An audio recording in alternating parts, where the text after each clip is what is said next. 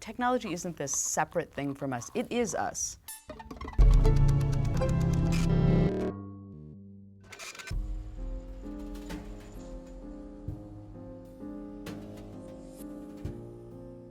I think as you get older, or at my age, you really understand your interdependence with everyone around you. And I think as a species, developmentally, we need to be getting to that real understanding of everything we do through an interdependent lens. So a lot of my work is trying to explore this idea of how we're all connected, how we're living in such an interdependent world and time, and how to really incorporate that as a lens that we view issues and the way we move about the world. So I think technology is clearly showing us how we're connected in all these new ways, but I still feel like we need to approach it from all these different perspectives. So I'm always trying to think about, how do you visualize this connectedness? And I feel like this is in the zeitgeist. I mean, we have all these tools. I think the big thing is these tools aren't, technology isn't this separate thing from us. It is us. And fundamentally, our desire to connect with one another, that's why we've created all these extensions to like connect further and in new ways. So I'm interested in asking, you know, why do we do the things we do? Who are we? And what is all this, what's the potential of all this connectedness? What's the bad part of all this connectedness?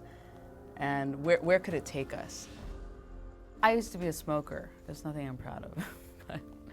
I remember the feeling when I would be smoking and I'd want another cigarette, and I have a cigarette in my mouth, and I'd be like, what is this desire from? In my feature documentary, Connected, I definitely go into that. I was flying to New York to visit this good friend of mine, and just as the plane was landing, I was getting that kind of, you know, fidgety feeling of wanting to check my cell phone, and I was thinking, it wasn't that long ago that when a plane landed, we would all lunge for our cigarette packs. Well, actually, we used to all smoke on the planes. But nowadays, when a plane lands, we all lunge for our cell phones with that same kind of addictive fever, like we can't stand not being connected for a second longer. It's called an infinite dopamine loop. When you're like searching, you're staying up late at night and you're going from link to link and you think, God, I should go to bed, I need to get sleep. And you can't get offline. You're just like addicted to the searching and connecting and the everything. And it's great, but to a point. There's a lot of incredible aspects of being this connected. I also think we're incredibly distracted. I unplug from technology one day a week with my children and husband, and that's been this profound shift for me in the last year and a half because I was too connected. I was feeling too pulled in a million directions. And I rush towards Friday nights. We do it on Friday night. And until sundown Friday night, sundown Saturday night. And I just feel like it's this resetting of my soul. I feel like I'm a better mother, wife. I get to write in my journal. I read, which is very difficult for me to do these days, like in a focused manner. And then Saturday night, I can't wait to go back online, and I kind of appreciate being able to act on every thought and contact whoever I'm thinking about, but I like putting my mind and my soul in a different mode of existence one day a week, and I like every week knowing that I get that. The repetition that every week you have this day of not being on and not being available. So it's great. I highly recommend it. You know, I think that technology is changing the way that we're existing so much, and I'm really trying to get people to stop and like, let's talk about it. I think good things happen when people have a conversation and we're all so busy.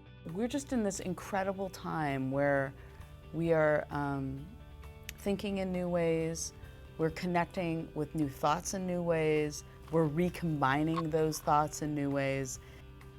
Today, in the 21st century, all of us in this room will be alive to experience what it's like when every single person on the planet is connected. What an amazing thought that is, that everybody on the planet will be connected and be contributing their wisdom, their thoughts, their different perspectives to this connected network to kind of tackle some of our biggest problems. And I think that new ideas are going to come from that in ways we can't even imagine. That's where I get really hopeful. If we just don't get global ADD on the process of that, if we're not so distracted, we can't see the good ideas. My name is Tiffany Shlain, and please subscribe to THNKR.